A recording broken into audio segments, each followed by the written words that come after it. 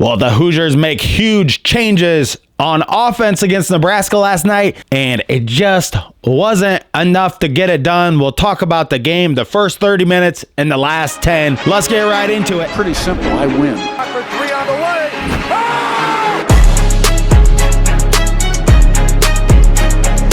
Hello, guys, and welcome to Indiana Sports Connection. I am your residential anchor, Aaron. Thank you so much for being part of this Indiana Hoosiers community on here.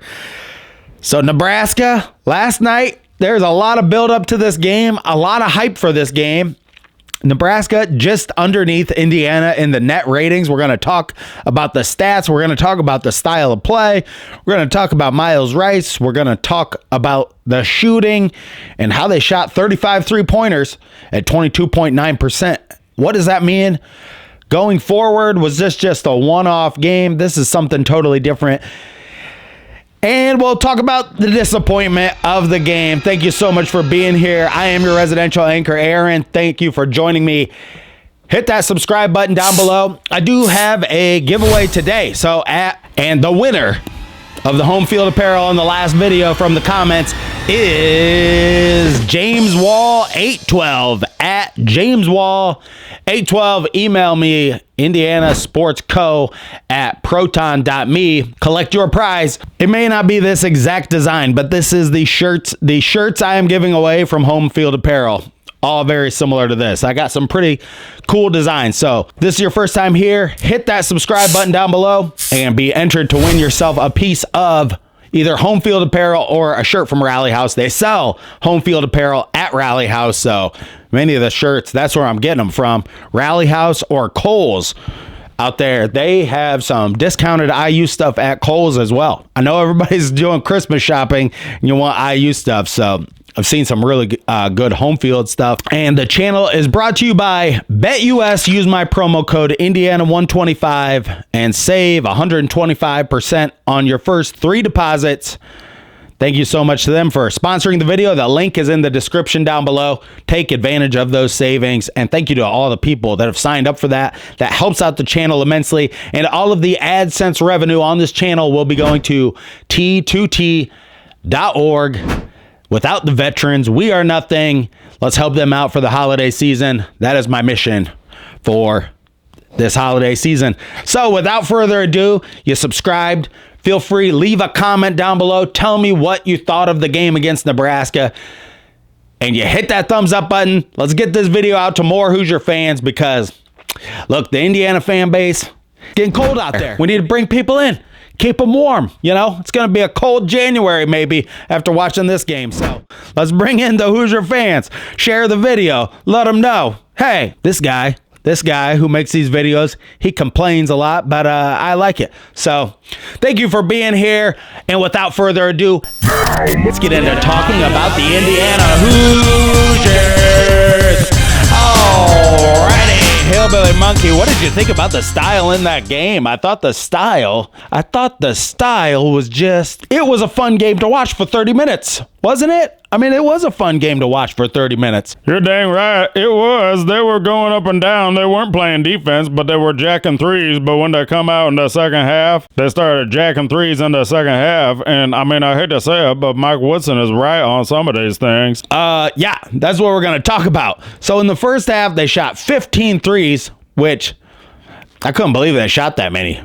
Galloway was making them, but a lot of other guys, Kane and Carlisle, Bryson Tucker, maybe those two guys should not shoot them. That's going to be, I mean, if you're going to start shooting more threes, this might be the last ditch effort of this coaching staff to try to take us to the next level. But you do have to be a little bit particular on the ones you take. Now, at the end of the game, I do feel like that we got a combination of some bad luck at times.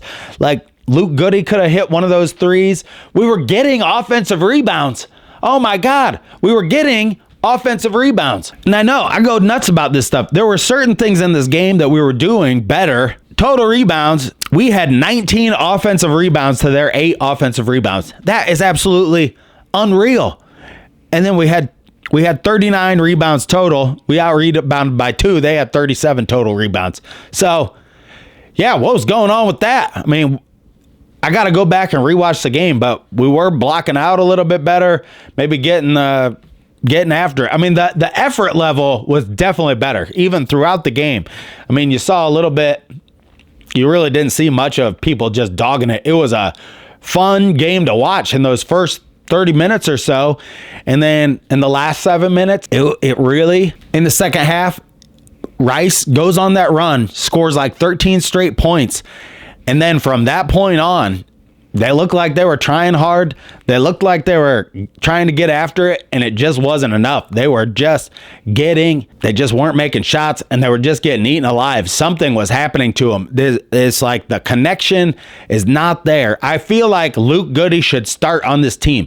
He is the only Indiana guy out there who seems to care about the name on the front of the jersey and really seems to communicate with people and get it going. The block by Luke Goody, that is my play of the game but it wasn't Goody enough. I know. Oh, man, that's a bad joke. I mean, I go for the cheap shots. You know, just in that last 7 minutes, it was like we melted like a candle. It's really sad. And a tiny bit funny. Oh my God, I think I'm getting a contact high. No, I messed up too. And I wrote this down. It's like Rice is scoring all those points. He scores 13 in a row. At that point, I'm thinking this game is going to go down to the wire. You could live with a game like this on the road, going down to the wire, going down to the last shot. What you can't live with is, the effort was good for 30 minutes. You're not putting it together full circle to get the win.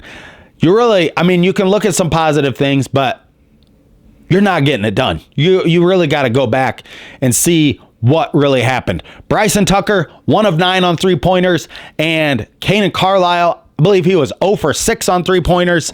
And those are not easy stats to look at. So Mike Woodson is right. I mean, it's jacking threes. It's selecting the right people in the right positions to shoot threes. It is way easier to shoot a 3-pointer on just a catch and shoot.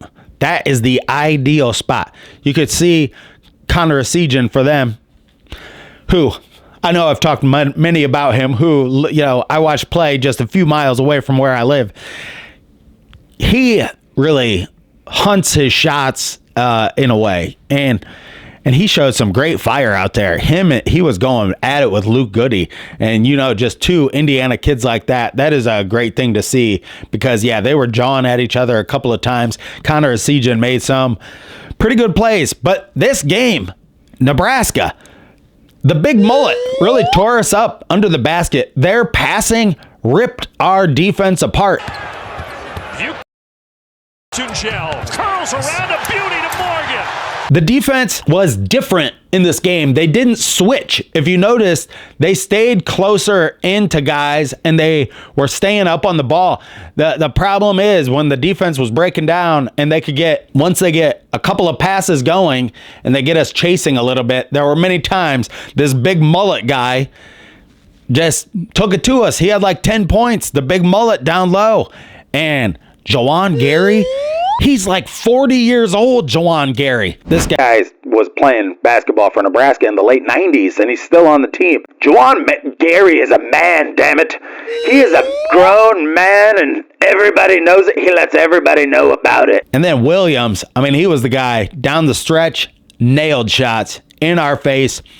Look, that's what we got to do at home against teams like that too. And we got to do that on the road. We got to beat teams like this. Are we more talented than this team? We are more talented, but that doesn't mean anything. Nebraska is below us in the net. It matters what you do on paper. You got to put together good metrics on paper to go up in the rankings. And like a game like this on the road against a team that's really right below you in the rankings, and then they end up beating you by, what did it end up being, like 15 points? So, 85-68 ends up being 17 at the end. That does not look good to the computers. You played well for 30 minutes, but in the last 8, you really let things get out of hand in a way. This coaching staff, the program itself has to be able to, call a timeout on the road, bring it over, and have some defensive sets that you can go to and get some stops, and some offensive sets that you can go to I hate to even say this on this episode, but they went away from some of their best post play. When you shoot 3-pointers, you need a great balance. You can't have like a football game where you throw the ball 70 times, just like you can't have a basketball game where you shoot 35 3-pointers, but then you go away from your bread and butter, which would be Ballo and Renew and Tucker shot a lot of threes and didn't really get after the basket.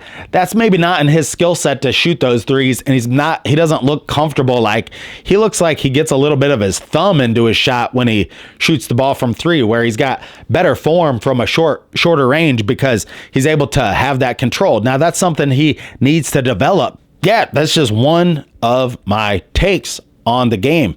I'm not going to play any of the clips of Mike Woodson and Miles Rice after the game. You know, he talked about the defense. Woodson knows about the defense. And the defense has been declining, ever since he got here. The first year, the bottom line is you have to have defense to get stops. If you can't get stops, it doesn't matter if you can score. If you don't know that you can go out there and put a hat on a hat and a head on a ball and stop the people in the lane and make it difficult for them to get into the lane, and you're going to at least be physical with people in some way, Malik Renew really has to get his head out of his ass. Even my wife watched even the first 10 minutes of the game. She pointed him out. My wife pointed him out. What's he doing? What's he doing out there? He's just standing there. Like, is he doing anything?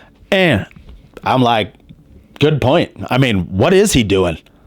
I'll tell you what, he's not doing anything on defense. When guys come down into the lane, you got to just get your chest out. You got to get your chest out and just get these guys, use your body. I don't think Indiana's team understands what playing physical defense is. I don't think they understand. They seem like they just shy away from the contact, the physicality. They like to do it on the offensive end, but they just don't like to guard. Like, Renew just doesn't like to move his feet and guard. He just lets guys go right around him. He doesn't have good footwork. He doesn't have good intensity. He doesn't have good defensive intangibles. They were talking about this on the assembly call last night. It's like, we talk about talent. Well, you know what? Defense is a talent too, right? Victor Oladipo got millions of dollars to go into the NBA and got national recognition for what he was doing, not because he could jump high and dunk the ball, because his defense was unreal. Oladipo turned himself into just an unreal defender. That is something you can work on. That is a talent that you can teach yourself, that skill. I think this team, they're just a bunch of high flyers, in my opinion. They're just a bunch of front runners. You get all these guys that are like, I'm a somebody. Let's talk about Mbako. 2 fouls right at the beginning of the game, completely gone, doesn't score at all. He maybe scored 1 point. Mbako, you have Mbako and Renew in this game who just kind of don't show up. That's the part of this team that it's so inconsistent from game to game, even from player to player. This coaching staff almost needs to go sit down and have meetings with every player. It's like, this is what we expect from you. This is what we expect, or else, you're not going to be able to play. Some guys look good. Some guys look terrible. Galloway still turning the ball over, but he was our best 3-point shooter by numbers wise. I got some faulty wiring on this light over here, but tell me what you thought about the game in the comments down below.